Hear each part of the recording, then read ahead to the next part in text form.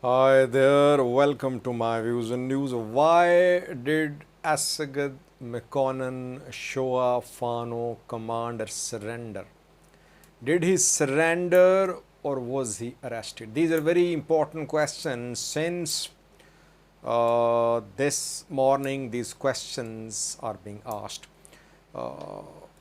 Mekonnen's arrest has been confirmed. He appeared on Ethiopian state media. Read a video on that, a live chat, short live chat for you, breaking the news of his coming in the custody of security forces. So, what did Asegid Mekonnen say, and what did happen? How is it that he was captured, or did he surrender voluntarily?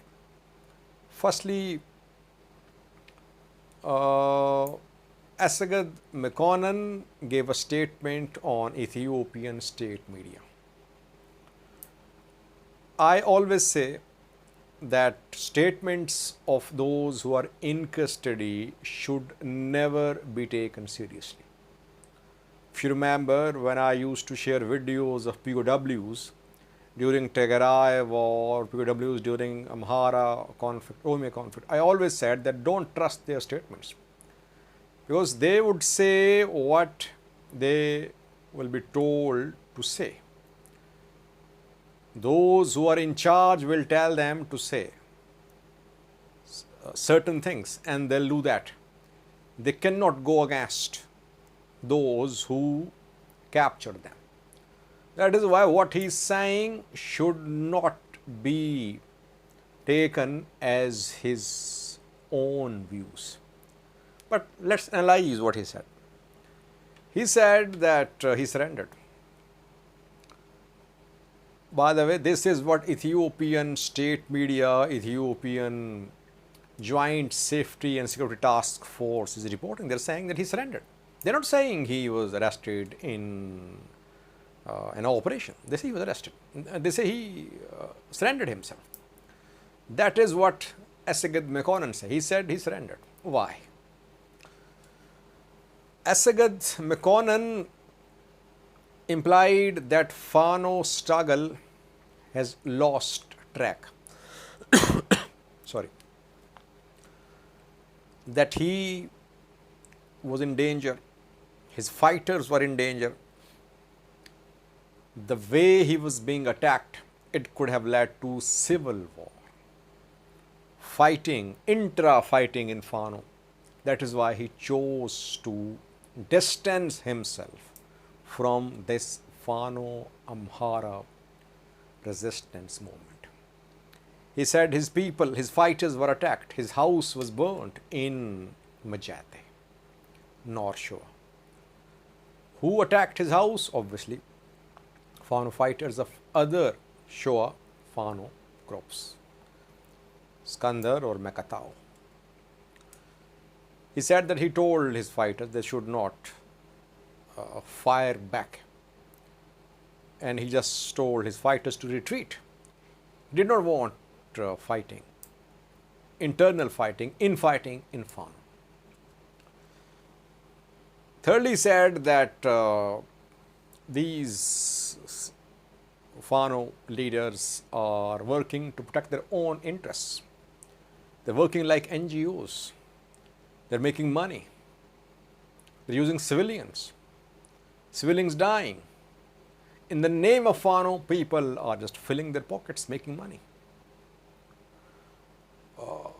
And he confirmed that Fano groups are hostile to each other, the lack of unity. But one day, Amhara people will find a leader. He talked about how he's being treated, that he was taken from Kambolcha to Addis Ababa. He was treated with respect, offered tea, meal, etc. He's fine. He talked about the progress in Addis Ababa too, that it's a beautiful place, progress being recorded here. And he urged other Fano fighters to surrender. This is what, almost quote unquote, he said on Ethiopian state media. Now, What is the real story? Well, I want to share with you what I learned. And I'll do more videos on that because I'm working on it. I'll get more information hopefully. I talked to those people who were part of this operation. By the way, when I broke the news of Asegid Mekonnen's arrest, several viewers said, some viewers, fake, false news, false news. And interestingly, some YouTube channels made videos. They said, no, Asegid Mekonnen is not in detention. He's not been arrested. He is there. They aired all interviews. People believed them. I hate this type of disinformation which is being spread in Ethiopian social media, and culprits, I would call them culprits, are not held accountable. People don't question them. This is just a blatant disregard for truth that people just tell lies. So, now confirmed, shown on state media, I talked to a man who is in touch with me for around 2 years. He was part of the operation which was launched to arrest Asegid Mekonnen. Asegid did not surrender. His statement should not be trusted because he is in custody. If there is infighting in Fano, do you think Fano commanders will surrender? No. That does not make sense. That does not click. So no one is going to buy this explanation that Asegid surrendered just because he was being attacked by fighters of the groups. No. The story is not convincing. He did not surrender. Arrested. He was arrested. Firstly. Secondly, what about infighting in Fano, tensions between Fano groups? Well, government is trying its best to complicate intra-Fano matters. Government people, intelligence agencies, elements, they are fueling conflict between Fano fighters. They launch their agents. They launch operations in the guise of Fano fighters. That is why Fano is in need of a central command structure. Because these zonal level Fano commanders can easily be pit against each other. There is no one forum where they can meet, they can talk, and which can control them. No such forum exists. So they are bound to be prone to activities, operations of Ethiopian intelligence agencies. They'll have to realize that they could be victims of operations launched by Ethiopian intelligence agency. I don't want to say more on that. I have more information, but that's what I just wanted to say. They'll have to realize that just organizing a group will not lead them to take advantage over government forces. They need more than that.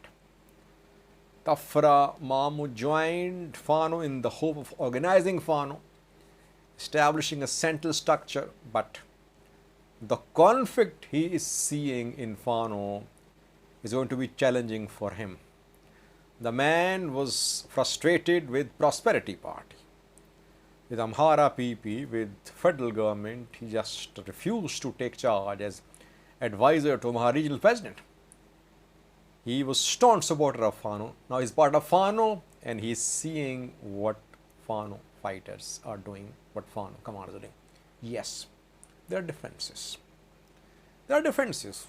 No one can deny that people, blind supporters of Fano, just try to mislead others. They say, no, there's no difference, no dispute, all united. No, all are not united. When there are differences, it means one party, one commander will try to weaken other commanders. He'll try to assert himself as the main commander. Fano is in need of a central structure. Otherwise, we could see more casualties. I would call Asegid Mekonnen's arrest a casualty. He is the senior most Fano commander who has been arrested or who has surrendered so far. It's a big loss for Fano. Showa Fano is one of the strongest Fano groups in Amhara. If you remember, I've been saying since last year that fighters of Majate, fighters of Rasa are known in entire Amhara region for their fighting skills. But you see what is happening in fighting, internal divisions. Asegid Mekonnen was arrested, but yes, there were serious issues, disputes between Asegid Mekonnen and Mekatau. Mekatau Skandar on one page, Asegid was supportive of Zamine Kasi.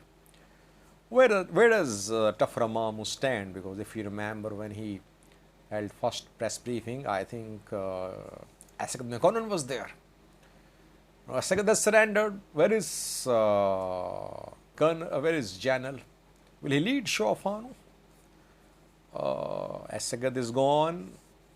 Skandar there, but militarily maybe not. Tafra is the strongest candidate to lead Showa Fano and maybe other Fano groups too. Let's see what happens. Thank you for watching.